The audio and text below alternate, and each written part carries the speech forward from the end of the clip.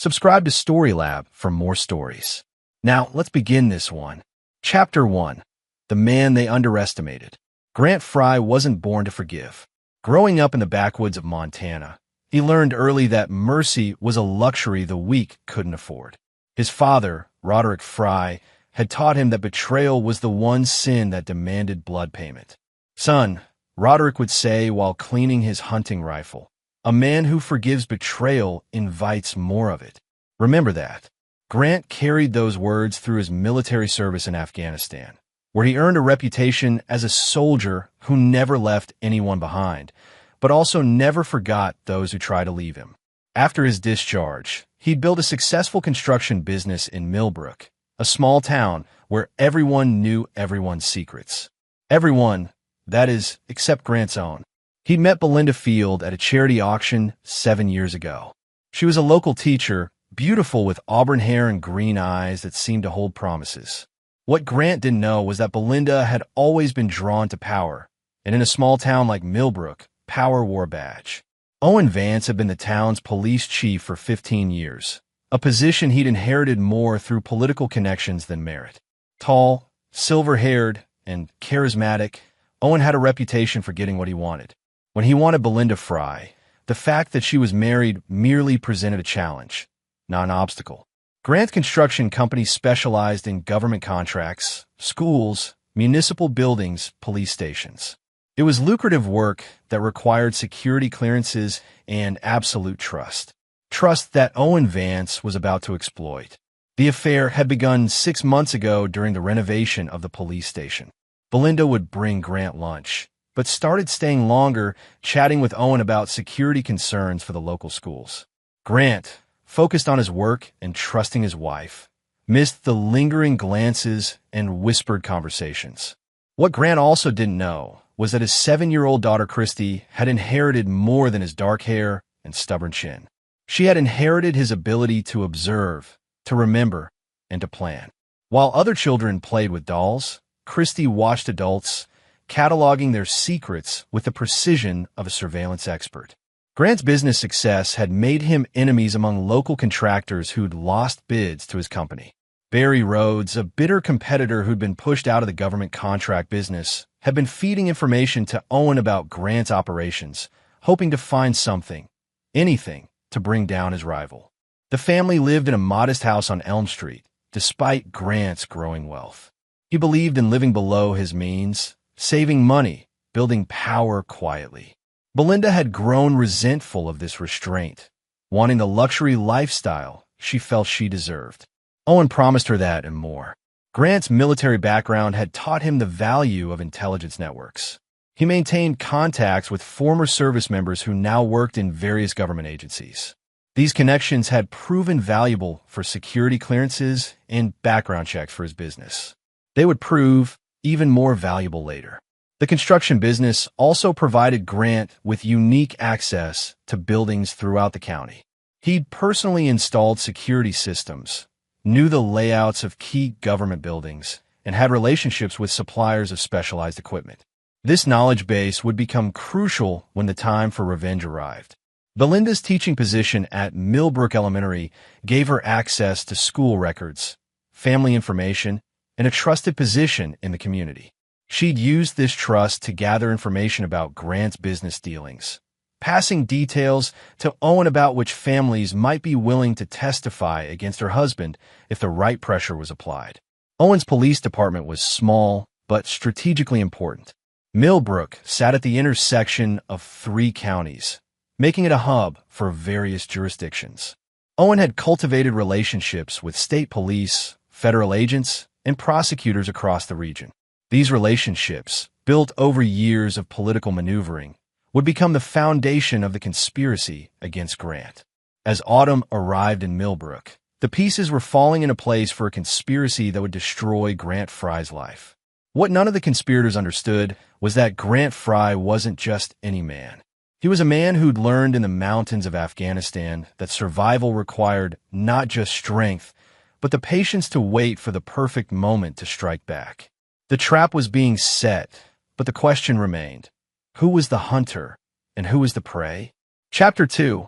The Perfect Frame. The plan to destroy Grant Fry began with a dead body that would never be found. Owen Vance had been nurturing the scheme for 3 months, ever since he decided that Belinda wasn't enough. He wanted Grant's money, his business, and his complete destruction. The victim was Sammy Metcalf, a drifter with a criminal record who'd been passing through Millbrook. Owen had arrested Sammy on a minor drug charge, but instead of booking him, he'd made the man disappear. No family to miss him, no friends to ask questions. Perfect. Using Sammy's blood and personal effects, Owen began planting evidence throughout Grant's life. Barry Rhodes, eager for revenge and promised lucrative contracts once Grant was gone, provided access to Grant's construction sites and vehicles. They planted Sammy's wallet in Grant's truck, his blood on tools in Grant's garage, and staged photos that appeared to show Grant disposing of evidence. The murder weapon was Grant's own hunting knife, the one his father had given him. Owen had stolen it during a dinner party at the Fry house, replacing it with an identical one. Sammy's blood was carefully applied to the original knife, which was then discovered in a storage unit rented under Grant's name. Belinda's role was crucial but subtle. She provided alibis for Owen, confirmed details about Grant's schedule, and most importantly, played the role of the devastated, confused wife. Her teaching background helped her rehearse her testimony, practicing tears and stammering confusion about her husband's recent strange behavior. The prosecution's case was built on a foundation of circumstantial evidence that was almost impossible to refute. Security footage showed Grant's truck near the area where Sammy had last been seen. Phone records, doctored by contact in the prosecutor's office, showed calls from Grant's phone to a burner number that had contacted Sammy. Financial records suggested Grant had paid Sammy for an unknown service. 3 witnesses came forward, all with minor criminal records and debts to the police department. They testified that Grant had approached them about making problems disappear and had specifically mentioned someone fitting Sammy's description. Grant's defense attorney, Bill Clayton, was competent but unprepared for the scope of the conspiracy. Every piece of evidence seemed legitimate, every witness credible. Clayton fought hard, but the prosecution had answers for every question, explanations for every inconsistency. During the trial, Christie sat in the gallery, her small hands folded in her lap, watching everything. While adults focused on the dramatic testimony, she noticed other things. The way Owen's deputy, Cliff Drake, kept checking his phone during crucial testimony, the identical scratches on the evidence bags that suggested they'd been prepared together, the fact that her mother never looked surprised by any of the shocking evidence. Grant himself began to suspect the truth during the 3rd day of testimony, when details emerged about his personal habits that only someone with intimate access could know. The prosecution knew about his morning routine, his favorite hunting spots, even the combination to his gun safe. But he was trapped in a system that had already decided his guilt. The jury deliberated for 6 hours, longer than the prosecution had hoped, but not long enough for justice. When the foreman read the verdict, Grant's face remained stone. He'd learned in the military that showing emotion was a tactical error. But his eyes found Owen in the gallery, and for just a moment, Owen saw something that made his blood run cold. As the bailiff approached with shackles, Grant turned to see Belinda holding Owen's hand. Her mask finally dropped. "Hope you rot in prison," she mouthed, thinking she was delivering the final blow to a defeated man. That's when Christie moved. In the confusion of the verdict, she slipped from her grandmother's side and approached her father. The bailiff, focused on shackles, didn't notice the small girl until she was already there. "Daddy," she whispered, pressing something into his cuffed hands. Her voice was calm, almost businesslike. "Trust me. 10 days. Grant palmed the small object without looking at it, his trained hands recognizing the shape immediately. It was a micro SD card. His 7-year-old daughter had just passed him what felt like intelligence data. As they led him away, Grant caught Christie's eye one last time. She wasn't crying like the other children in the gallery. Instead, she was watching Owen and Belinda with the focused attention of a surveillance specialist. In that moment, Grant realized his daughter had inherited more than his appearance. She'd inherited his hunter's instincts. The courtroom erupted in noise as Grant was led away, but he was already calculating. 10 days. Whatever Christie had planned, he had 10 days to prepare for it. And Grant Fry had learned long ago that 10 days was more than enough time to plan the complete destruction of his enemies. The conspiracy had succeeded beyond Owen and Belinda's wildest dreams. Grant Fry was now a convicted murderer facing life without parole. What they didn't understand was that they hadn't defeated Grant Fry. They'd just given him the perfect motivation for the kind of revenge that would make their worst nightmares seem pleasant. Chapter 3. The Child Who Remembered Everything. Grant's cell in Millbrook County Correctional was exactly what he'd expected: cold concrete, a thin mattress, and a constant smell of disinfectant mixed with desperation. But Grant wasn't focused on his surroundings. He was focused on the micro SD card hidden in his shoe and the 10 days his daughter had promised him.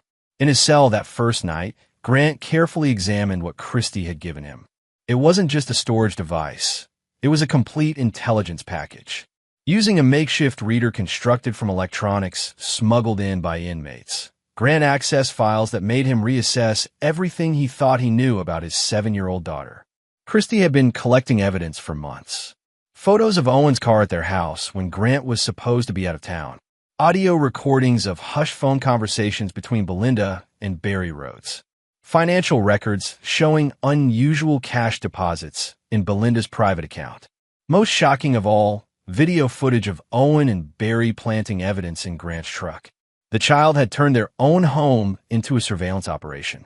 Tiny cameras hidden in teddy bears, audio recorders in picture frames, even a GPS tracker secretly attached to Belinda's car. Grant realized his daughter had been conducting a counterintelligence operation while he was blindly trusting his wife. But the files revealed something more disturbing. Christie hadn't just been watching the conspiracy, she'd been manipulating it. She'd deliberately left clues for Belinda to find, making her mother believe Grant suspected the affair. This had forced Owen to accelerate his timeline, making mistakes that Christie had documented. One audio file made Grant's blood run cold. It was Christie speaking to someone on the phone, her child's voice discussing extraction protocols and asset protection with the clinical precision of an intelligence operative.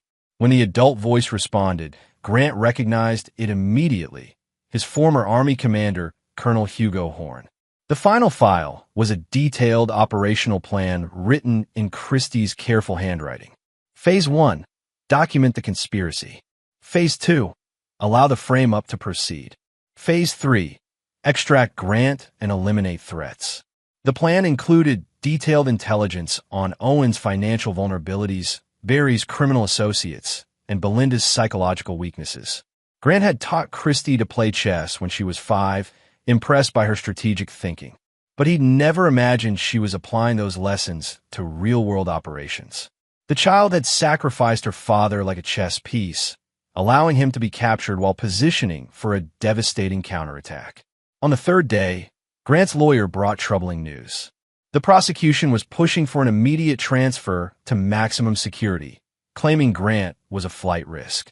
Owen was clearly nervous about something and wanted Grant moved before whatever Christie had planned could unfold.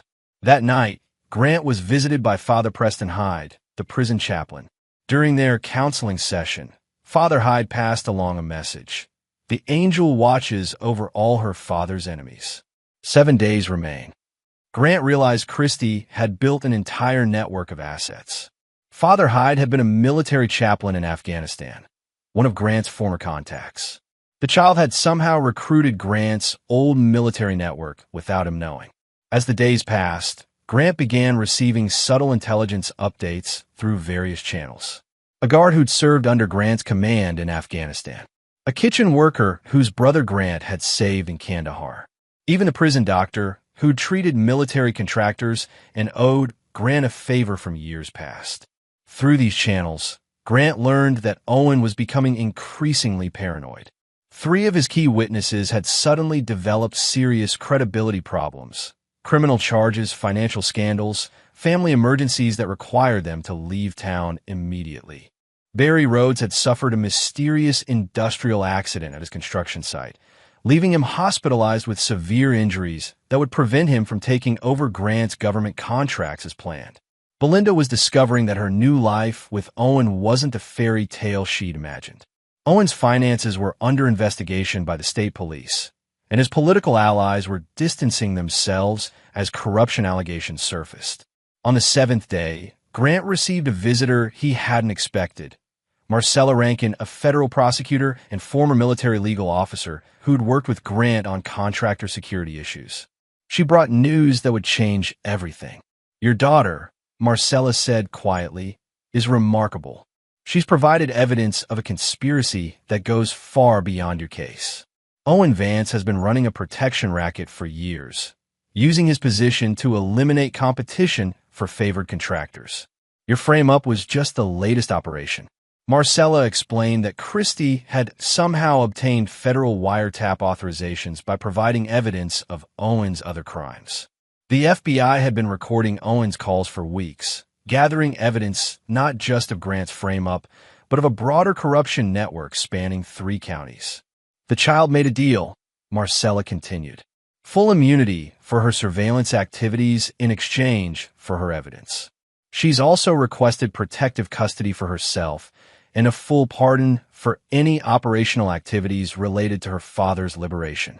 Grant felt a chill that had nothing to do with the prison air. His 7-year-old daughter had manipulated the federal justice system while conducting a personal intelligence operation. She wasn't just smart, she was dangerous. On the 10th day, Grant woke to alarms throughout the prison. A federal task force was executing warrants throughout Millbrook County. Owen Vance, Barry Rhodes, and 12 others were being arrested simultaneously on charges ranging from conspiracy to murder to federal corruption. As Grant's cell door opened, he saw Colonel Hugo Horn waiting in the corridor, now wearing the uniform of a federal marshal. "Time to go, soldier," Hugo said with a grin. "Your daughter sends her regards." Walking out of prison, Grant felt something he hadn't experienced since Afghanistan. The cold certainty that he was about to wage a war where mercy wasn't just tactical error. It would be betrayal of everything he believed. The frame-up had failed, but Grant's real war was just beginning. Chapter 4: Freedom's Sharp Edge. Grant walked into the autumn air a free man, but freedom tasted like ash in his mouth. 10 days in prison had crystallized something inside him that years of military service had only hinted at. He wasn't angry. Anger was hot and impulsive. What Grant felt was cold and methodical. The absolute certainty that everyone who had betrayed him would pay in ways they couldn't imagine. Colonel Hugo Horn drove him to a safe house outside Millbrook, a converted farmhouse that looked ordinary but had been equipped with military-grade security and communications equipment. Inside, Grant discovered the full scope of his daughter's operation. Christie was waiting for him, but she wasn't the child he remembered. She sat at a conference table surrounded by laptops, satellite phones, and intelligence reports, conducting a briefing with 2 federal agents and a man Grant recognized as Dwight McPherson, a private military contractor who specialized in problem resolution. "Hello, Daddy," she said calmly, gesturing to a chair. "We need to discuss operational parameters." Grant sat slowly, studying his daughter's face. The child who used to ask for bedtime stories was now discussing asset liquidation and target elimination with the clinical detachment of a CIA operative. "Christie," Grant said carefully, "what exactly have you done?" She activated a wall display showing a complex organizational chart. "I've identified all primary and secondary targets involved in the conspiracy against you. Owen Vance, Belinda, Barry Rhodes, and 7 others. I've also compiled psychological profiles, financial vulnerabilities, and optimal pressure points for each target." Grant studied the chart, recognizing the methodology from military intelligence briefings. "And what's the operational objective?" "Complete destruction," Christie replied without hesitation. "Not just punishment, elimination of their ability to threaten our family again." Hugo leaned forward. "Grant, your daughter contacted me 6 months ago. She'd hacked into your old military files and identified everyone in your network. She's been building this operation since she first suspected your wife's betrayal." Dwight opened a laptop showing financial records. The child discovered that Owen's been running a protection racket for years. Contractors pay him to eliminate competition through false arrests, evidence tampering, and intimidation. She's documented everything. Grant absorbed this information, but his focus remained on Christy. You're 7 years old. How did you? Age is just a number, Daddy. Intelligence is what matters. She touched a button, and the display showed photographs of Owen and Belinda together. I knew Mommy was lying when she said she was working late, so I followed her. The photos were taken with professional-grade surveillance equipment. Christy had somehow acquired gear that cost more than most people's cars. Where did you get this equipment? Hugo answered. She bought it. Your daughter has been trading government contract information to defense contractors in exchange for equipment and training. She's technically a federal informant now. Grant felt the room spinning. His 7-year-old daughter had become an arms dealer and federal agent while he was building schools and trusting his wife. Christy continued the briefing with disturbing professionalism. Owen's immediate vulnerability is his gambling debt to organized crime figures in Detroit. Total exposure, $340,000. Belinda's weakness is her prescription drug addiction. She's been stealing medication from the school nurse's office. Barry Rhodes has been using undocumented workers and paying them in cash to avoid taxes. You have all this documented. Of course, I have audio, video, and financial records for everything. She pulled up another screen. But simple prosecution isn't sufficient for the level of betrayal you've suffered. I recommend a more comprehensive approach. Dwight smiled grimly. The child wants to destroy them completely. Not just prison, total life destruction. Grant studied the operational plan Christy had developed. It was sophisticated beyond anything he'd seen in military intelligence, targeting each conspirator's specific vulnerabilities with surgical precision. For Owen, exposure of his gambling debts to his creditors, along with evidence of his location and financial assets. The organized crime figures would handle collection personally. For Belinda, public exposure of her drug addiction and theft combined with revelation of her affair to her family and the school board. But also something more personal, evidence that she'd been planning to abandon Christy once she and Owen were together. For Barry, notification to immigration services about his undocumented workers, along with evidence sent to his wife about his embezzlement from their joint accounts to pay for his revenge scheme against Grant. This isn't just revenge, Grant realized. This is systematic elimination. Exactly, Christy agreed. I learned from studying your military operations. You never left enemies behind to regroup. You eliminated threats completely. Hugo cleared his throat. There's something else, Grant. Your daughter has been in contact with some of your former targets from Afghanistan. She's offered them information about American operations in exchange for training in advanced interrogation and psychological warfare techniques. Grant stared at his daughter, seeing a stranger wearing his child's face. Christy, what have you become? She met his gaze with eyes that held no childhood innocence. I became what was necessary to protect our family. The question is, are you ready to finish what they started? Grant looked around the room at the assembled team. Federal agents, military contractors, and a 7-year-old who'd apparently become a criminal mastermind. The choice wasn't whether to pursue revenge. The choice was whether to try controlling the monster his daughter had become, or to unleash her completely. Show me the full operational plan, he said finally. Christy smiled, and for the first time since he'd entered the room, she looked like a child again. But it was the smile of a child who'd just been given permission to play with fire. The briefing lasted 6 hours. By the end, Grant understood that his daughter hadn't just documented the conspiracy against him. She'd engineered a counter-conspiracy that would destroy his enemies so completely that they'd beg for the mercy of simple death. The war was about to begin, and Grant was no longer sure who was the commanding officer. Chapter 5. The Network Awakens. Grant spent his first night of freedom in the Safe House's war room, studying files that revealed his daughter had built an intelligence network that would make the CIA envious. Every detail of his enemies' lives had been cataloged, analyzed, and weaponized. By dawn, he'd made his decision. Christie's plan was brilliant, but lacked the personal touch that true revenge required. Grant would use her intelligence, but he would execute his own brand of justice, one that his father would have recognized. The first phase began with a phone call to Danielle Horton, Owen Vance's ex-wife who lived 3 states away. Christy had discovered that Danielle had been receiving alimony checks that were actually laundered money from Owen's protection racket. "Mrs. Horton," Grant said when she answered, "my name is Grant Fry. I have information about your ex-husband's recent activities that could affect your financial situation."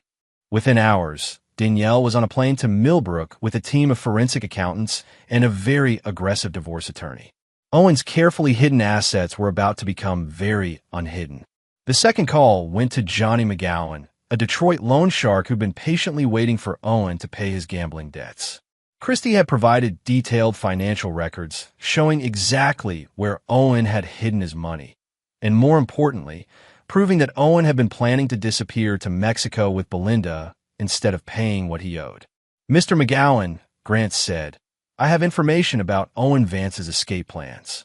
Are you interested in collecting your money before he leaves the country?" The third call was to Maria Sherman, the principal of Millbrook Elementary and Belinda's supervisor. Grant sent her a package containing evidence of Belinda's drug theft, along with photos of her affair with Owen taking place in the school building after hours. But Grant's most personal touch involved Barry Rhodes. Instead of simply exposing Barry's crimes, Grant paid a visit to Barry's hospital room where he was recovering from his mysterious industrial accident. "Hello, Barry," Grant said, entering the room where Barry lay connected to various machines, his legs crushed in what had been reported as a construction equipment malfunction. Barry's eyes widened in terror. "Grant, I thought you were in prison." "I was. Now I'm not." Grant pulled up a chair, his voice conversational. "You know, it's funny how accidents happen, especially when people make enemies of the wrong person's daughter." "I don't know what you're talking about."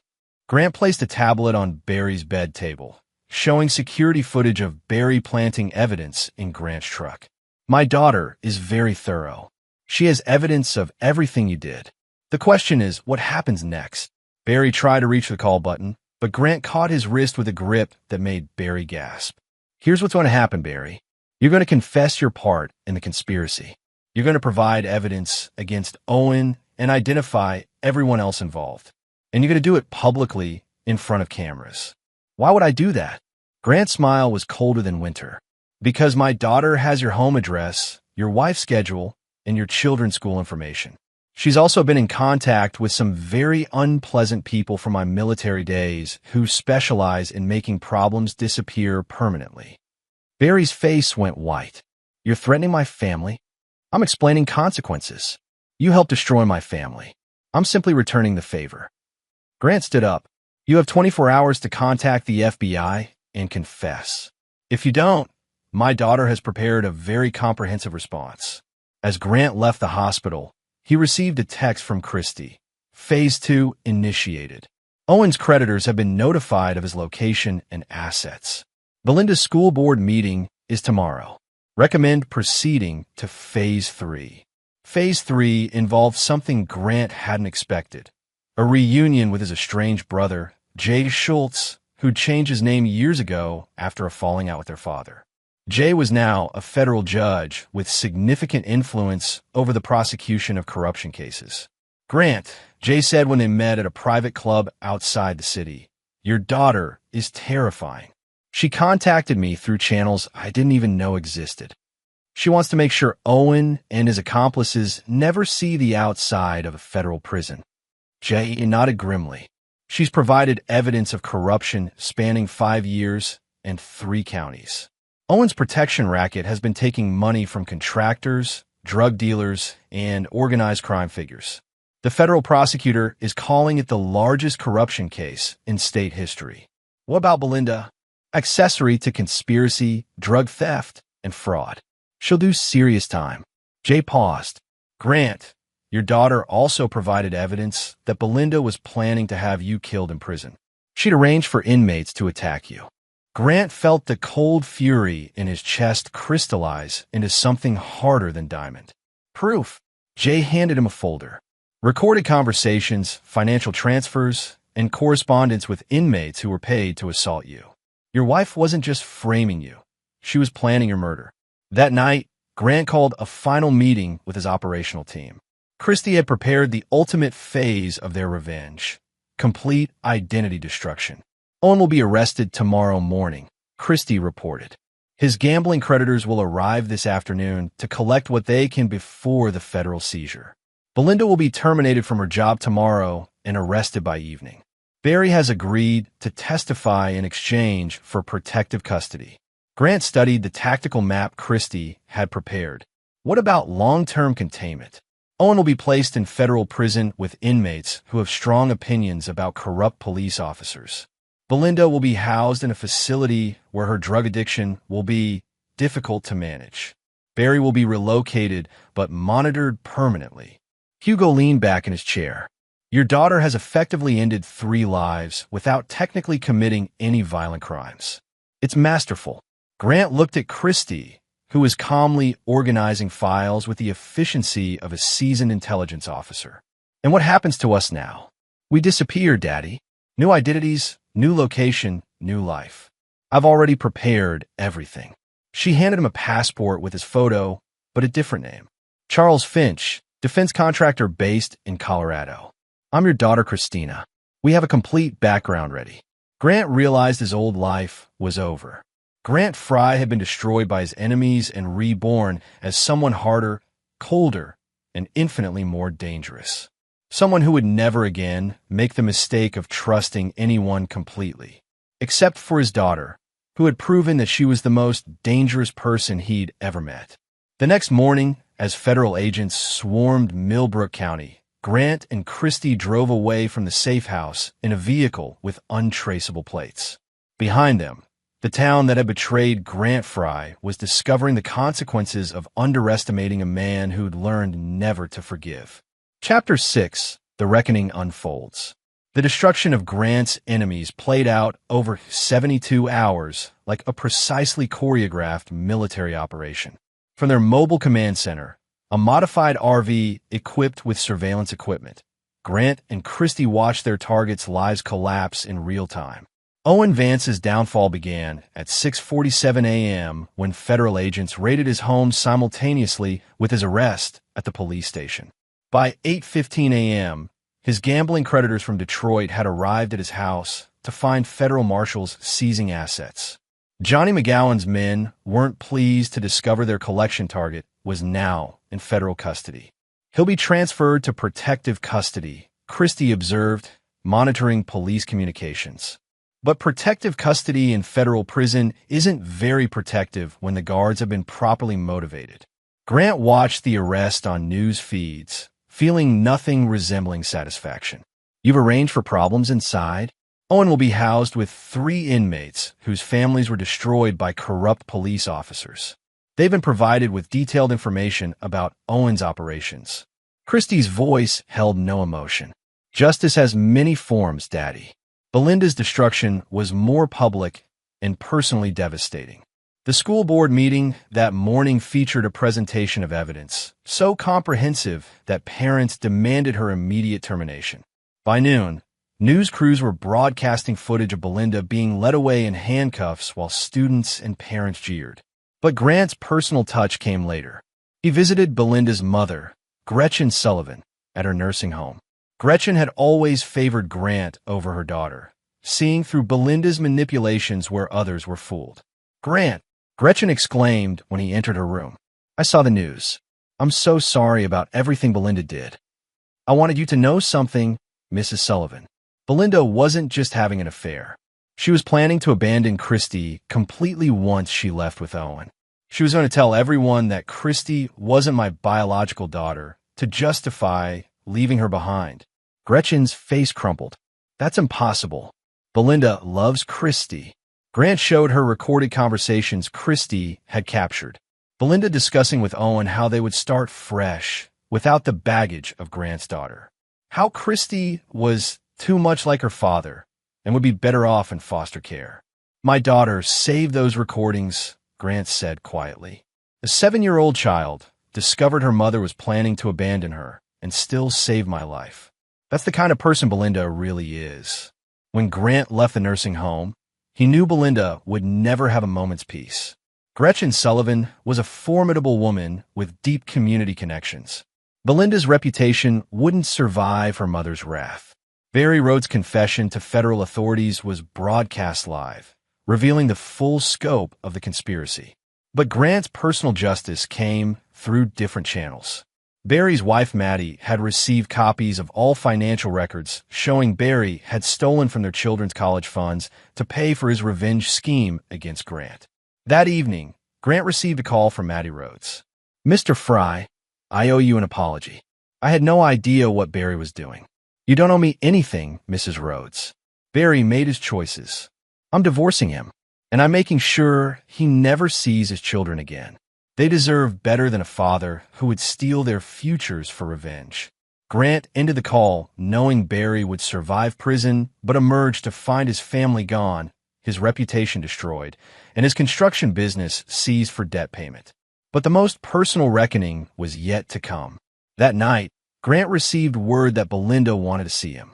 She was being held in county lockup pending federal transfer, and she'd requested a private meeting. Against Christie's advice, Grant agreed to the meeting. Belinda looked terrible. Her auburn hair was unwashed, her green eyes were red from crying, and she wore an orange jumpsuit that made her skin look sallow. When Grant entered the visiting room, she immediately began crying. "Grant, please, you have to believe me. I never wanted this to happen. Owen manipulated me, threatened me." "Stop." Grant's voice cut through her tears like a blade. "Don't insult my intelligence with lies." Belinda tried a different approach. "What about Christy? She needs her mother. You can't let them destroy me completely." Grant leaned forward, his voice dropping to a whisper. "You plan to abandon our daughter. You arranged for inmates to kill me in prison. You helped frame me for murder. And now you want mercy? Grant, please. I want you to understand something, Belinda. The Grant you married, the man who might have forgiven you, died in that courtroom. The man sitting here now learned something important. Mercy is weakness, and weakness gets you killed." Grant stood to leave, but Belinda grabbed his arm through the bars. "What's going to happen to me?" Grant looked down at her with eyes that held no warmth. "You're going to federal prison for a very long time. The inmates there have been provided with detailed information about what you did to your own daughter. Prison mothers don't forgive child abandonment. You can't do this to me. I'm Christy's mother." "No," Grant said quietly. "You were Christy's mother. Now you're just another enemy who's learned what happens when you betray Grant Fry." As Grant left the jail, he found Christy waiting in the car with new intelligence reports. 3 more of Owen's associates had been arrested, and federal investigators were expanding their probe into corruption across the entire region. Phase 4 is complete, Christy reported. All primary targets are neutralized. Secondary targets are being processed by federal authorities. The network that supported the conspiracy has been dismantled. Grant studied his daughter's calm expression. "And what's Phase 5? We disappear completely. Charles and Christina Finch have a new life waiting in Colorado. Clean identities, established backgrounds, and a defense contracting business that will provide excellent cover for future operations." Grant realized his daughter was already planning for the next war. The child who'd saved him had also transformed him into something he wasn't sure he recognized. But as he looked back at the jail where his enemies were caged, he felt no regret. Grant Fry had learned the most important lesson of his life. Forgiveness was a luxury he could no longer afford. And his daughter had proven that she was the most dangerous ally he could ever hope to have. Chapter 7. Ghosts and New Beginnings. 6 months later, Charles Finch stood on the balcony of his Colorado Springs penthouse, watching the sunrise paint the Rocky Mountains gold. His defense contracting business was thriving. His daughter Christina was enrolled in an exclusive private school where her advanced intellect was treated as a gift rather than a weapon, and Grant Fry was officially dead, a casualty of his enemy's betrayal. But the past wasn't finished with him yet. The call came at 5:30 a.m. from Dwight McPherson, who'd maintained his security consulting role in their new lives. "Charles, we have a problem. Belinda escaped federal transport yesterday. She's in the wind." Grant felt the familiar cold calculation settling into his mind. Ow! Professional extraction. Someone with serious resources wanted her free. She had help from outside. Christina appeared in the doorway, fully dressed despite the early hour. At 8 years old, she'd grown taller, but her eyes held the same calculating intelligence that had saved Grant's life. "Daddy, I've been monitoring communications." Belinda's escape was orchestrated by someone calling themselves the broker. Grant turned to his daughter, no longer surprised by her capabilities. "What kind of communications?" Christina handed him a tablet, displaying encrypted message intercepts. "Military-grade encryption, but I've been working on breaking their codes." The broker appears to be someone with access to federal prisoner transport schedules and professional extraction teams. Dwight's voice came through the speakerphone. "There's more. Owen Vance was found dead in his cell 3 days ago. Official cause was suicide, but my contacts say it was professional. Someone's cleaning house." Grant studied the intercepts, recognizing communication patterns from his military days. This isn't random. Someone's targeting everyone connected to the original conspiracy.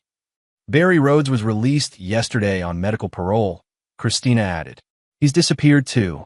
I've lost all tracking on him."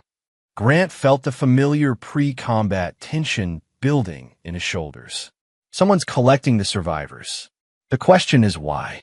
The answer came 2 hours later when Christina's surveillance network detected a message directed specifically at their new identities. Someone knew Charles and Christina Finch were really Grant and Christy Fry. The message was simple: "Meet me where it all began. Come alone or Christina dies. You have 24 hours. A friend from your past." Grant stared at the message, his mind racing through possibilities. Only a handful of people knew their new identities, and all had been thoroughly vetted by Christina's intelligence network. "Daddy," Christina said quietly, "I think I know who the broker is." She activated the wall display, showing a photograph that made Grant's blood run cold. Colonel Hugo Horn, the man who'd helped orchestrate Grant's release, was shown meeting with an unidentified woman in what appeared to be a classified facility. "I've been monitoring Hugo's communications since we relocated," Christina continued. "He's been selling information about your case to unknown buyers. I believe he's been playing multiple sides from the beginning." Grant felt the betrayal like a physical wound. Hugo had been his commanding officer, someone he'd trusted with his life in Afghanistan. The man who'd helped free him had also been manipulating him from the start. "There's more," Christina said, displaying financial records. "Hugo received significant payments from offshore accounts before and after your arrest. I believe he was part of the original conspiracy to frame you." Dwight's voice cut through Grant's shock. "Charles, if Hugo's involved, this whole thing was bigger than we thought. He had access to federal resources, military contacts, everything needed to orchestrate a complex frame-up." Grant studied the evidence, pieces of a larger puzzle finally clicking into place. Hugo wasn't helping us. He was managing us, making sure we destroyed Owen, Belinda, and Barry in exactly the way that served his purposes. "Why?" Christina asked. Grant was beginning to understand. Because they knew too much about his involvement. He used us to eliminate the evidence of his crimes. The second message arrived an hour later. "Millbrook Cemetery, midnight. Your wife wants to see you one last time. Come alone, or I start with Christina's school." Grant looked at his daughter, seeing the same cold calculation in her eyes that he felt in his chest. Options. Christina was already pulling up tactical displays. "The cemetery has 17 approaches, but only 3 offer proper overwatch positions. I can position surveillance and support teams at all key points. This could be a trap designed to capture both of us. Or it could be an opportunity to eliminate the remaining threats permanently." Christina's voice held no trace of childhood innocence. "I vote for direct action." Grant realized his daughter was no longer the child he was protecting. She was his partner in war. And this war was about to reach its final battle. Prep for full operational deployment, Grant decided. If Hugo wants to play games, we'll show him what we learned from his lessons. That night, as Grant prepared for what could be his final confrontation, he understood that the conspiracy against him had never really ended. It had simply evolved, using him as an unwitting weapon against his enemies while keeping him controlled by people he trusted. But Grant Fry had learned something important in the past 6 months. Trust was a weapon that could only be used against you once. Tonight, he would settle all debts permanently. The ghosts of Millbrook were calling, and Grant was ready to bury them forever. Chapter 8. The Broker's Gambit. Grant approached Millbrook Cemetery through the shadows, every instinct from his military service screaming warnings. The place looked different in the moonlight, smaller somehow, less significant than the town that had tried to destroy him. But the memories were razor-sharp. His father's funeral here, the day he'd promised Christy he'd always protect her, the nights he'd walked these paths thinking his life was stable and secure. Christina's voice whispered through his earpiece. 3 heat signatures in the northwest section. 2 unknowns positioned at the main gate. 1 additional signature moving between headstones. Appears to be the primary target. Grant moved through the cemetery with practiced stealth, his military training taking over. As he approached the designated meeting point, his father's grave, he saw a figure waiting in the shadows. Belinda stepped into the moonlight, but she wasn't the broken woman he'd last seen in jail. She wore tactical gear and moved with military precision. Her auburn hair was cut short, and her green eyes held a hardness that rivaled his own. "Hello, Grant," she said quietly. "You look good. Colorado suits you." Grant kept his distance, hand resting on the pistol concealed beneath his jacket. "You're supposed to be in federal prison." "I was, until someone made me a better offer." Belinda gestured to the headstone behind her. "Your father's grave. Appropriate place for this conversation. Talk. Colonel Hugo Horn sends his regards. He's been watching you and Christina for months, very impressed with your work. You eliminated his problems more efficiently than he'd hoped." Grant felt the pieces clicking together. Hugo was behind the original frame-up. Hugo was behind everything. Owen's protection racket, the murder frame, even your dramatic escape. You were never supposed to rot in prison, Grant. You were supposed to become exactly what you are now, a weapon pointed at his enemies. Christina's voice crackled in his earpiece. "Daddy, I'm reading additional movement. 6 more hostiles closing on your position." Belinda smiled, hearing the transmission. "Your daughter is remarkable, but Hugo's team is better equipped." Grant drew his weapon. What does Hugo want? He wants Christina. The child is too dangerous to remain unsupervised. Her intelligence network, her technical skills, her complete lack of moral constraints. She's a strategic asset that can't be allowed to operate independently. "And you're helping him why?" Belinda's expression hardened. "Because you destroyed my life completely. But Hugo offered me something better, the chance to become someone who could never be hurt again." Grant realized Belinda had been transformed just as he had been. The betrayal that had broken her had rebuilt her into something harder and more dangerous. "Christina's not going anywhere," Grant said. "She is. Tonight. Hugo's team is moving on your penthouse right now.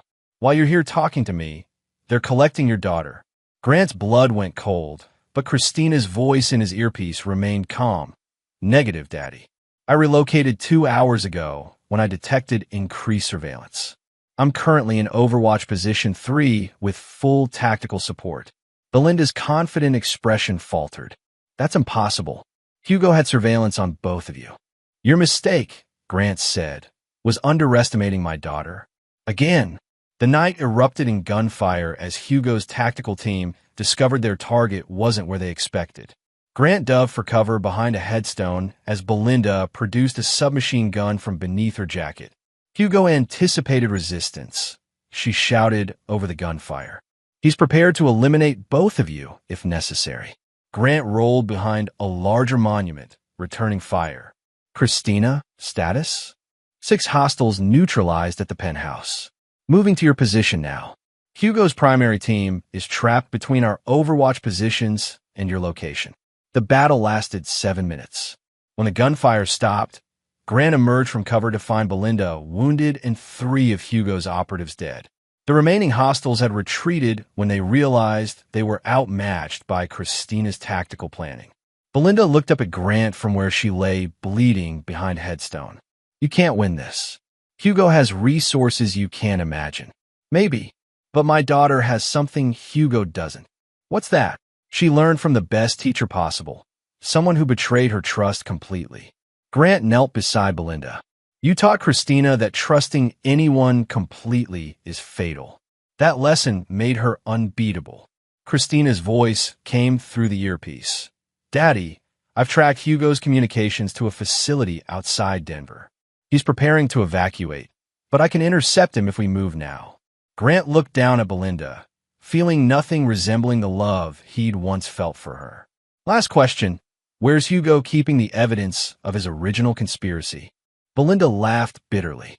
"You think this ends with Hugo? He's just middle management. The people who really run operations like this are untouchable."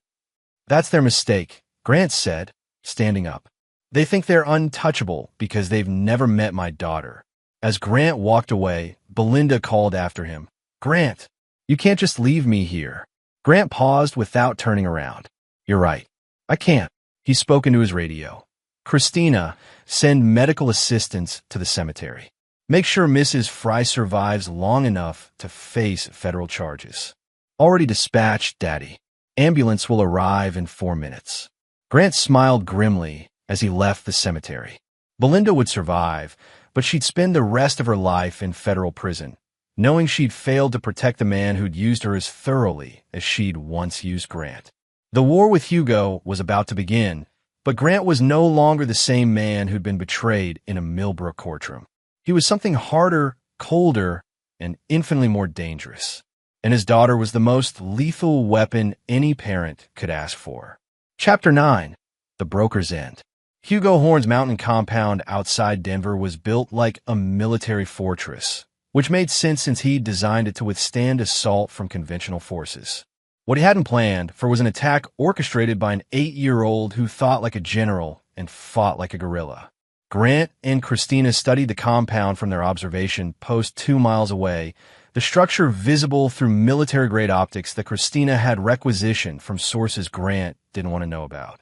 17 guards, rotating patrol schedule, motion sensors on all approaches, Christina reported with the clinical precision Grant had come to expect.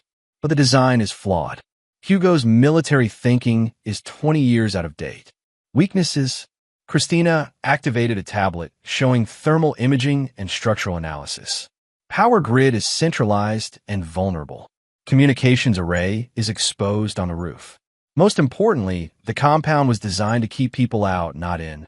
Grant studied his daughter's tactical assessment.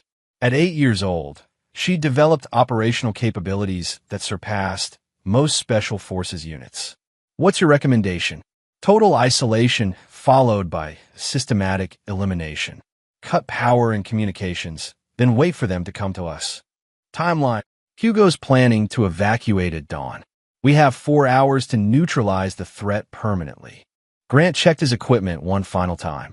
After months of preparation, tonight would end the conspiracy that had destroyed his old life and forge his new one. Final objectives? Hugo dies.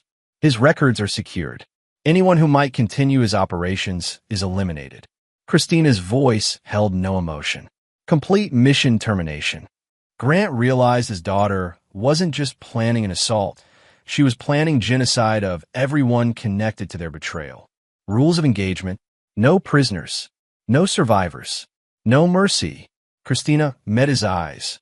The same rules they used against us. At 11:47 p.m., Christina initiated the attack by crashing every electronic system in the compound simultaneously.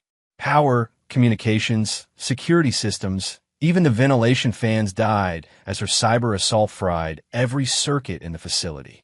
Hugo's guards immediately moved to defensive positions, but they were defending against an attack that wasn't coming. Instead of assault, Grant and Christina waited in perfect silence while the compound's inhabitants slowly realized they were completely cut off from the outside world. The first guard to investigate the power failure found an explosive device attached to the main generator. The explosion illuminated the compound briefly, revealing 2 more guards who'd been silently eliminated while attempting to reach the communications array. Hugo's voice echoed across the compound through a battery-powered megaphone. "Grant, I know you're out there. We can negotiate." Grant's response was a sniper shot that destroyed the megaphone and forced Hugo back into cover. For 2 hours, Grant and Christina conducted a psychological warfare campaign that steadily reduced Hugo's force. Guards who ventured outside found themselves targeted by precisely placed shots that wounded rather than killed, forcing their comrades to expose themselves during rescue attempts. By 2 a.m., Hugo had lost 12 of the 17 guards and was trapped in the compound's central building with the survivors. That's when Christina activated Phase 2, the building's fire suppression system, which she'd reprogrammed to release concentrated tear gas instead of flame retardant.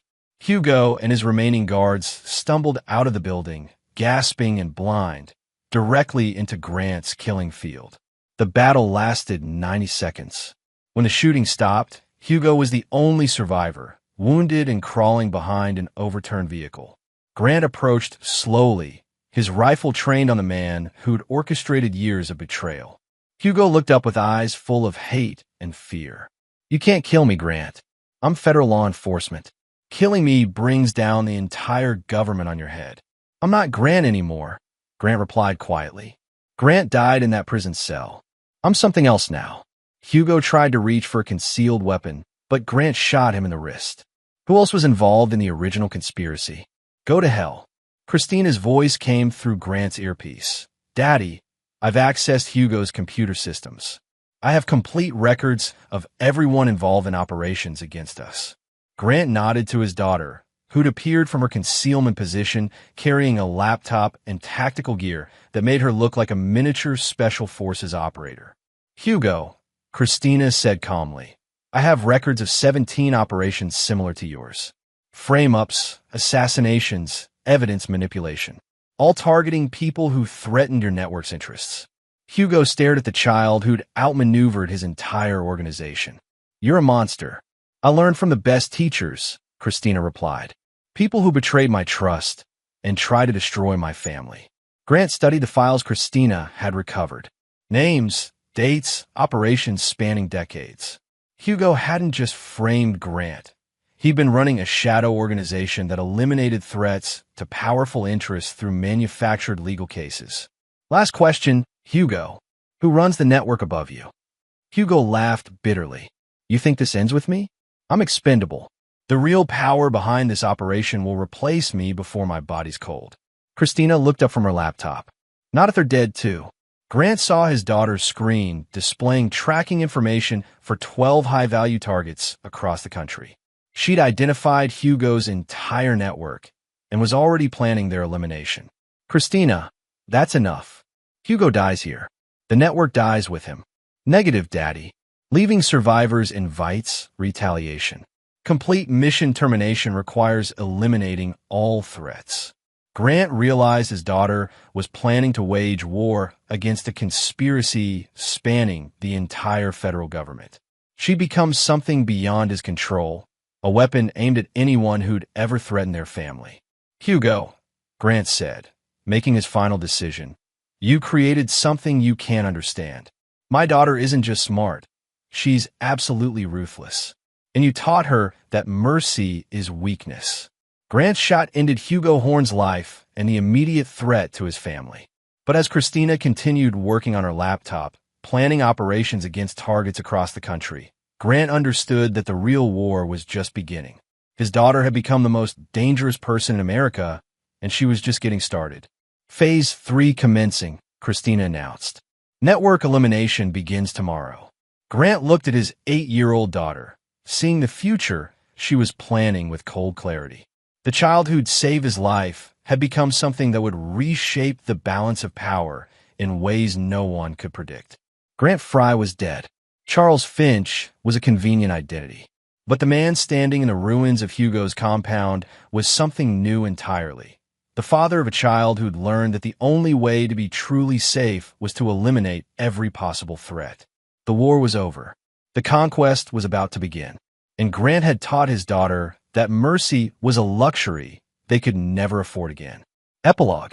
2 years later, federal investigators would classify the systematic elimination of Hugo Horn's network as the most sophisticated domestic terrorism campaign in American history.